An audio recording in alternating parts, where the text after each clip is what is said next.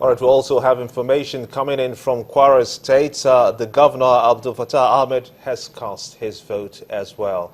Well, Governor Ahmed cast his vote amidst cheers from party supporters in the state.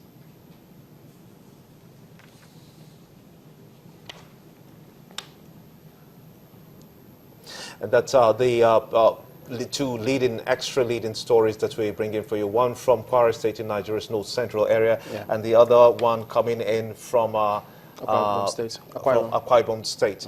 But let's just bring back the discussion to the studio. And I have been wondering what can be done to curb the proliferation of light weapons in Nigeria, for instance, and by extension, other West African states. Because we know that during election times, that's when we begin to see that it is not free for all after all. There are weapons out there. How do we curb this? You know, that has been a big issue. Proliferation of light arms and weapons, has been a major scourge here in Nigeria. Recall that at a point during the Obasanjo's years presidency, the police and the government collaborated by calling on people to be surrendering their arms and all that. Even before the amnesty program, there was a point when there was an anti-call campaign, anti-small arms campaign, and in Abuja there were heaps of small arms that were donated, that were surrendered and all that. And then during the amnesty program, we also saw the heaps of weaponry that was surrendered. And the country was astounded. As a matter of fact, some were still saying, even then, that some of the weapons were still left, that they didn't surrender everything. So it's a big issue. I think that what we can do as a country is to do right. And I'll break it down by a country. You know, governance is an integrated system. You know, when police say we are on top of the situation, we want to investigate and all that, how do the police stop people from acquiring arms? Where do these arms come from? Nigeria is not, apart from Aroshuku and some other places where local guns are made, Nigeria is not an arms manufacturing company. As far as I'm concerned, the NDIC in Kaduna is comatose, right? So that's the defense manufacturing company in Nigeria. So where do these arms come from? Kalashnikov, AK-47, AK-49. You know, where do these things come from? The point I'm making is that they come in through our borders. We have custom people.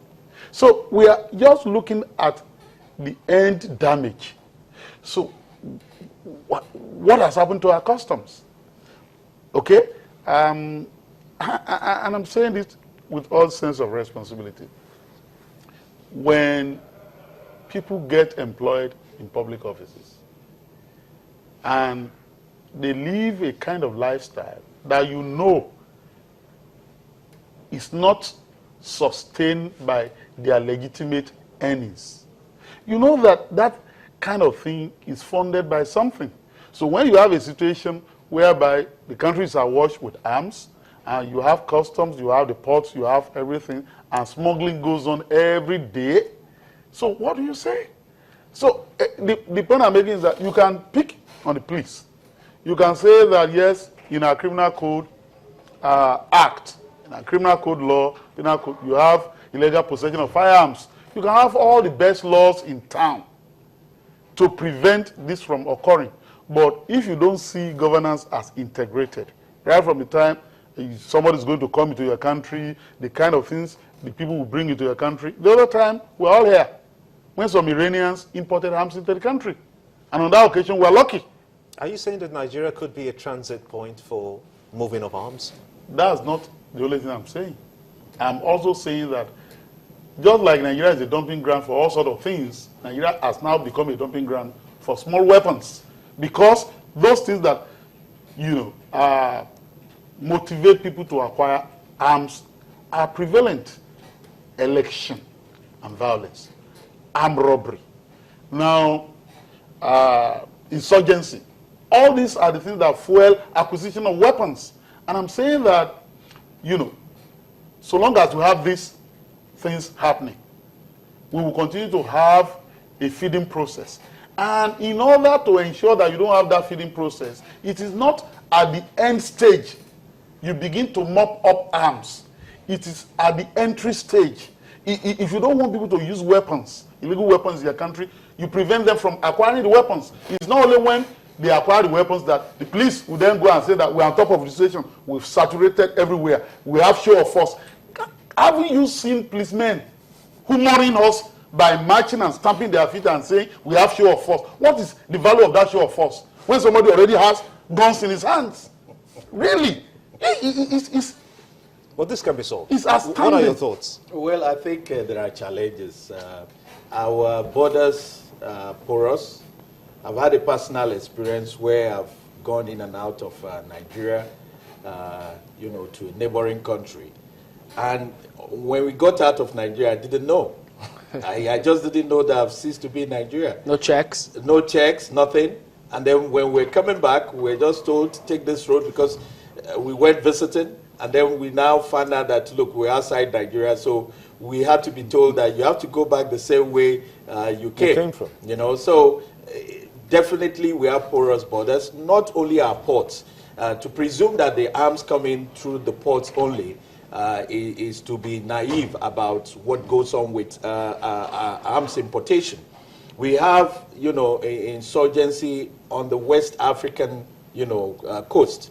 We've had it in Liberia, we've had it in Cote d'Ivoire, we've had it in Libya, and of course, when these places have ammunitions and after the insurgency or whatever, they transport them to the next country who can afford it.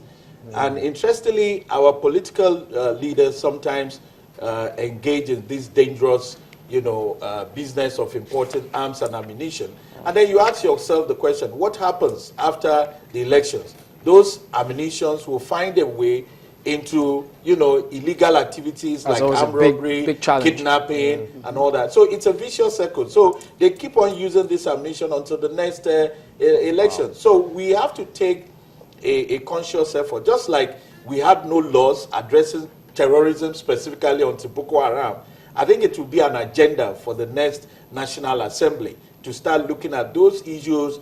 We've always blamed INEC, and for once, INEC have said, stop blaming me, I can perform. There's another perspective. So we have to start looking at the other, you know, weaknesses in our electoral system. Okay. And we probably have to go back to the Electoral Reform Commission report and comprehensively take a holistic approach in dealing with our including electoral violence, including, you know, arms and ammunition, and including impunity that we see on the part of politicians.